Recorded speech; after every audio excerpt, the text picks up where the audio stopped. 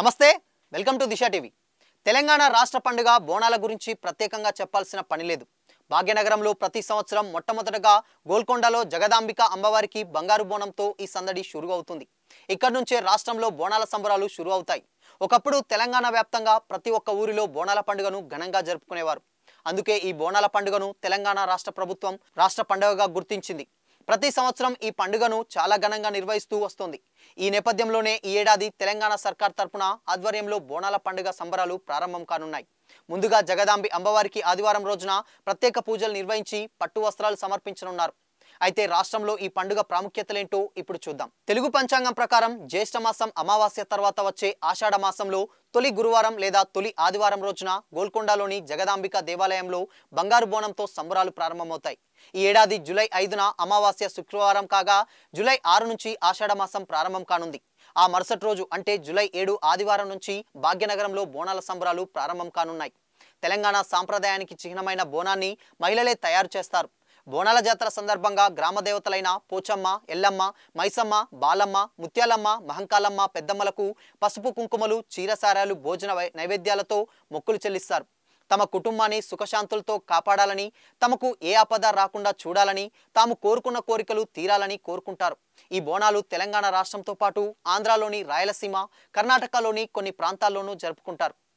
అన్నం పాలు పెరుగుతో తయారు చేసిన బోనాన్ని మట్టి కుండలో లేదా రాగి కుండలో వండి గ్రామ దేవతలకు సమర్పిస్తారు అనంతరం బోనం కుండలకు వేపాకులు పసుపు కుంకుమతో అలంకరిస్తారు కుండపైన ఓ దీపాన్ని కూడా పెడతారు వీటిని మహిళలు నెత్తిన పెట్టుకొని మేళా తాళాలతో డప్పు చప్పుల మధ్య ఆలయాలకు తీసుకెళ్లి బోనం కుండలను నైవేద్యంగా సమర్పిస్తారు గ్రామాల్లో దీన్ని ఊర పండుగ కూడా అని పిలుస్తారు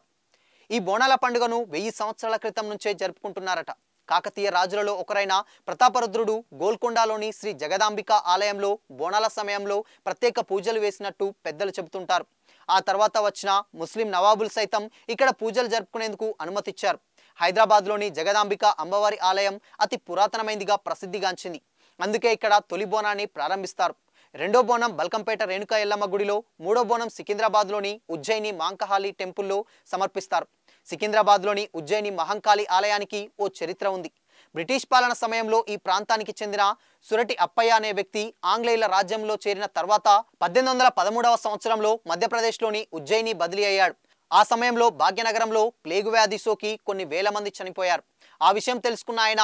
సహోద్యోగులతో కలిసి ఉజ్జయిని అమ్మవారి ఆలయానికి వెళ్లి తమ ప్రాంత ప్రజలను రక్షించమని కోరుకుంటున్నాడట